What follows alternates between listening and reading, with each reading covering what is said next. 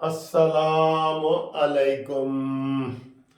हाँ जी, पहले जनाब ये कह रहे थे इलेक्शन की डेट दें, इलेक्शन की डेट दें, इलेक्शन की डेट दें। अब जब 8 फरवरी इलेक्शन की डेट मिल गई है तो कल से रोना रो रहे हैं कि लेवल प्लेइंग फील्ड नहीं है, लेवल प्लेइंग फील्ड नहीं है। फवाद चौधरी गिरफ्तार हो गया। फवाद चौधरी से तुम्हारा क्या ताल्लुक है भाई?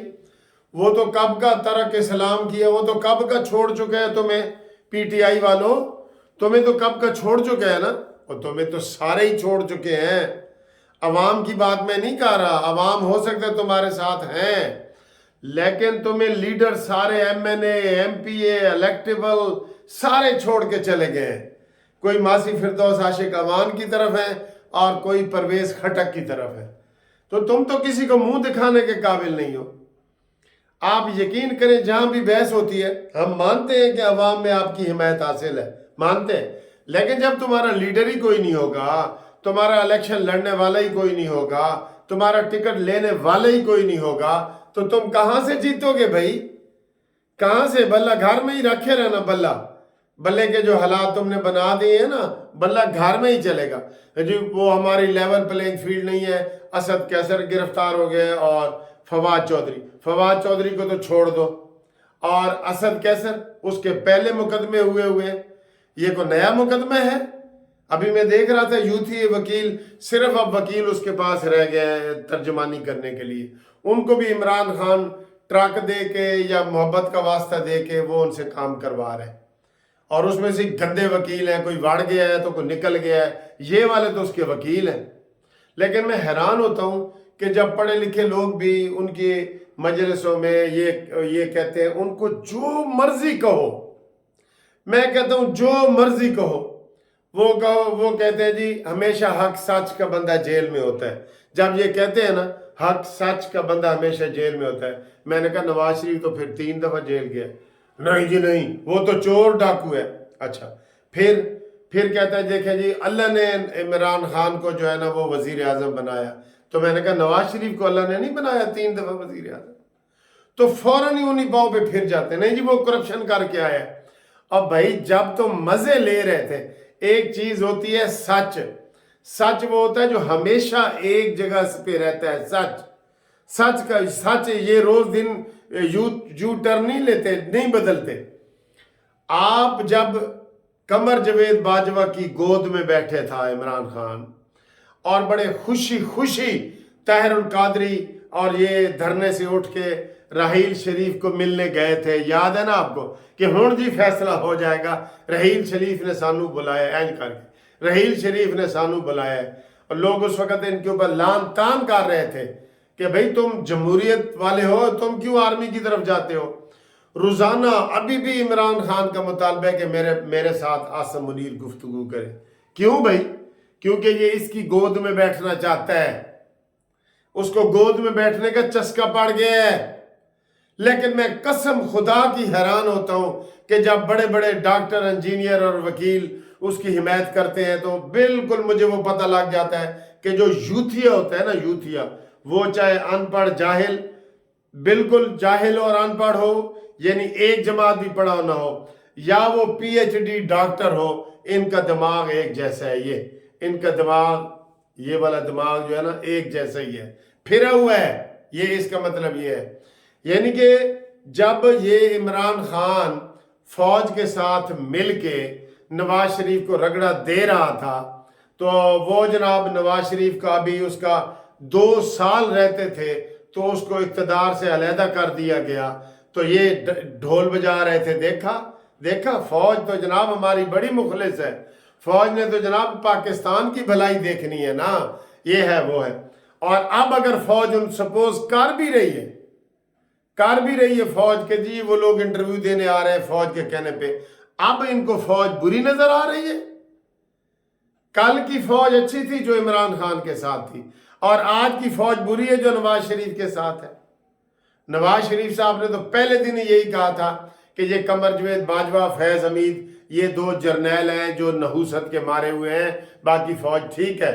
लेकिन इस वक्त इमरान सारी फौज के खिलाफ बातें कर रहा है कि नहीं कर रहा?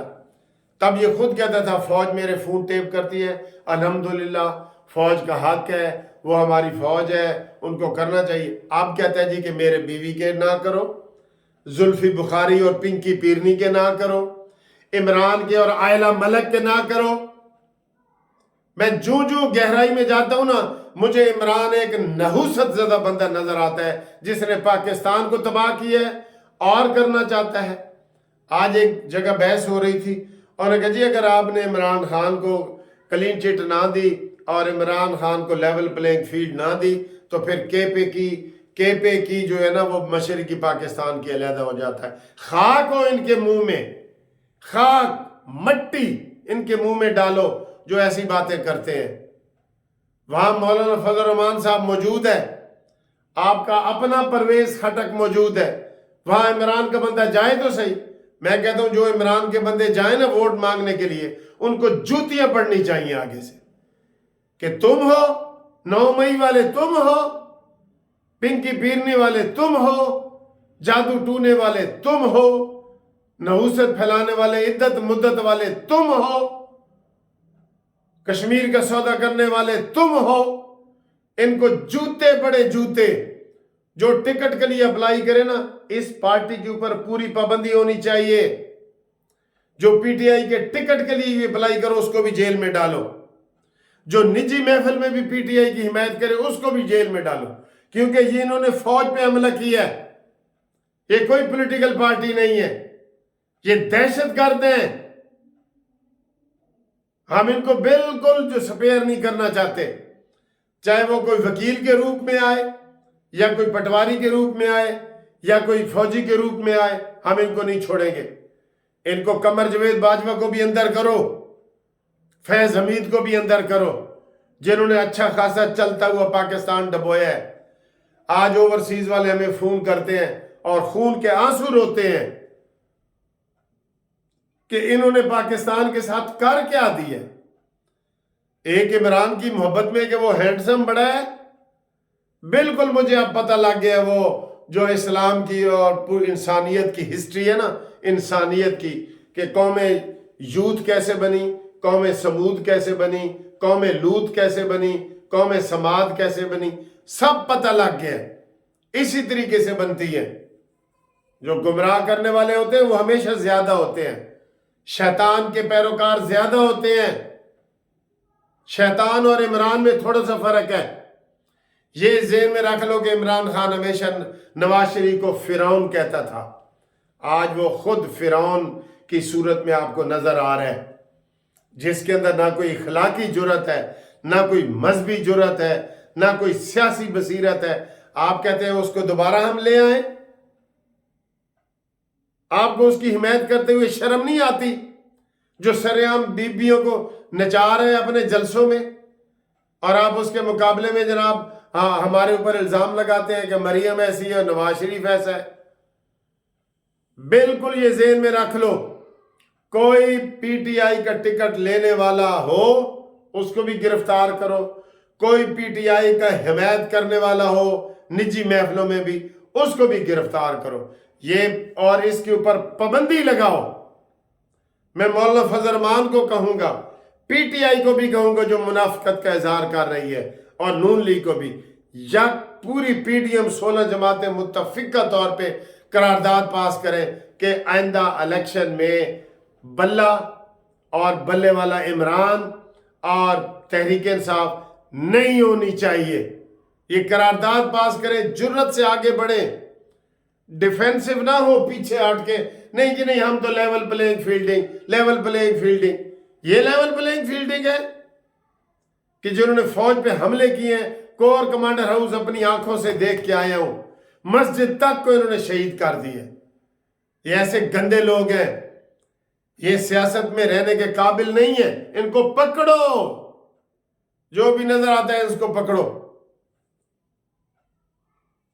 مجھے بہت غصہ آیا ہوا ہے۔